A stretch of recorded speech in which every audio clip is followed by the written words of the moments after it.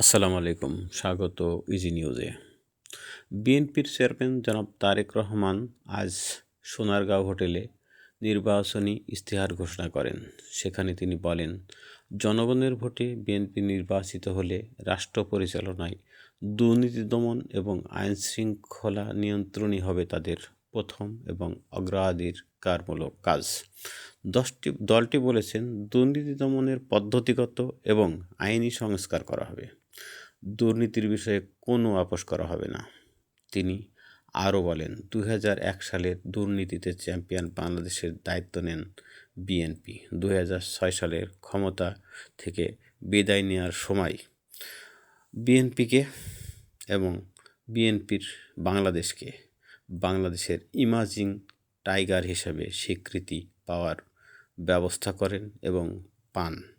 সেই ক্ষেত্রে দুর্নীতি থেকে মুক্তিও পান বাংলাদেশ।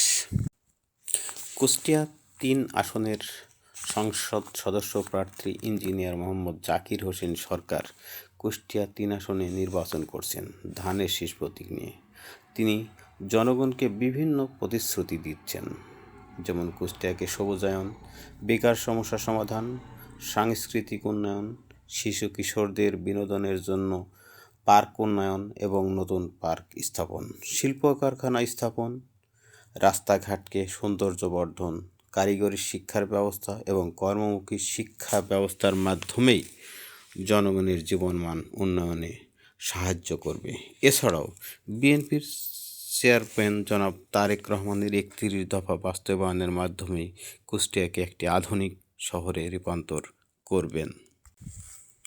তেহরানের পারমাণবিক কর্মসূচির ভবিষ্যৎ নিয়ে আলোচনা হয় ওমানের রাজধানী মাস্কাটে। সেখানে উপস্থিত ছিলেন ইরানের শান্তির দূত স্টিভ উইটকফ।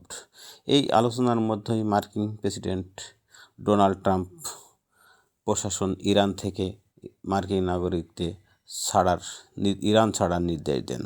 মার্কিন প্রেসিডেন্ট ডোনাল্ড ট্রাম্প অবশ্য বারবারই হুমকি দিয়েছেন, ইরান নতুন পারমাণবিক কর্মসূচিতে সই না করলে তিনি সামরিক ব্যবস্থা নেবেন।